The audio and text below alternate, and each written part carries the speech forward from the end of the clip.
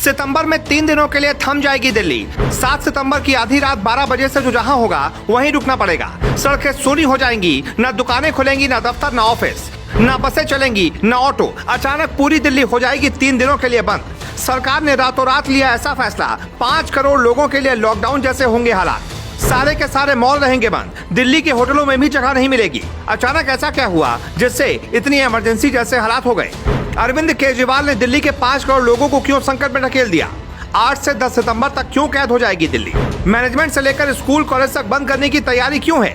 8 से 10 सितंबर तक राजधानी में पब्लिक हॉलीडे यानी छुट्टियां घोषित कर दी जाएंगी, लेकिन कुछ जरूरी सेवाएं चालू रहेंगी। और तो और दिल्ली के बॉर्डर से केवल डेली यूसेज का सामान जैसे कि दूध, दवाइयाँ, प्रोडक्ट, सब्जियां, राशन का सामान, पेट्रोलियम पदार्थ यही लेकर आ रहे ट्रकों को एंट्री दी जाएगी। लेकिन यहाँ एक बात और ध्यान में रखने वाली है कि सामान ला रहे हैवी और मीडियम गुड्स व्हीकल्स को एंट्री नहीं मिलेगी।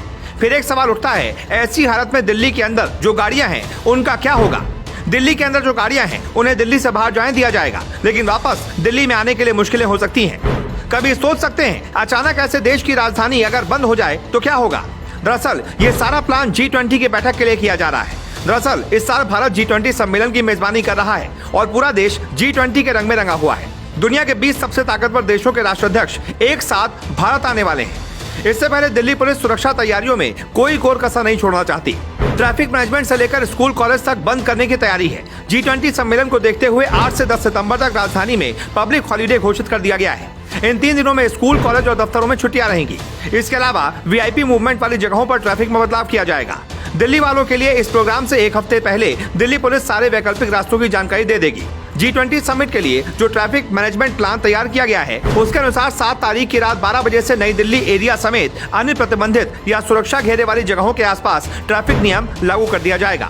G20 को देखते हुए नई दिल्ली एरिया में बड़े पैमाने पर VIP मूवमेंट हो रहा होगा। इसी वजह से 8 से 10 तारीख तक नई दिल्ली के सभी ऑफिस, मॉल और मार्केट को बंद रखने का ऐलान किया गया है। DTC की बसों को भी नई दिल्ली से सटे दूसरे इलाकों से ही या तो डाइवर्ट किया जाएगा या फिर टर्मिनेट। इंटर स्टेट बसें भी गाजीपुर, सराय काले खां और आनंद विहार पर टर्मिनेट कर दी जाएंगी। गुड़गांव की तरफ से आ रही हरियाणा और राजस्थान की इंटर स्टेट बसों को भी रजौकरी बॉर्डर पर ही रोक दिया जाएगा।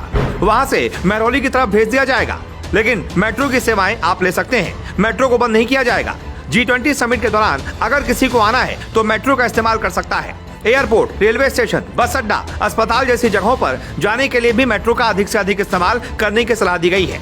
हालांकि सुरक्षा इंतजामों के चलते 8 से 10 सितंबर के बीच सुप्रीम कोर्ट, खान मार्केट, मंडी हाउस, केंद्रीय सचिवालय जैसे कुछ मेट्रो स्टेशनों को बंद रखा जा सकता है, लेकिन बाकी सारे मेट्रो स्टेशन खुले रहेंगे और सभी लाइनों पर मेट्रो चलेगी। G20 समिट के जरिए हम देशवासियों के पास एक मौका है हिंदुस्तान की विविधताओं से विदेशी मेहमानों को रूबरू करवाने का। सवाल देश का है, इसलिए सरकार के इस फैसले के साथ पूरी दिल्ली खड़ी है।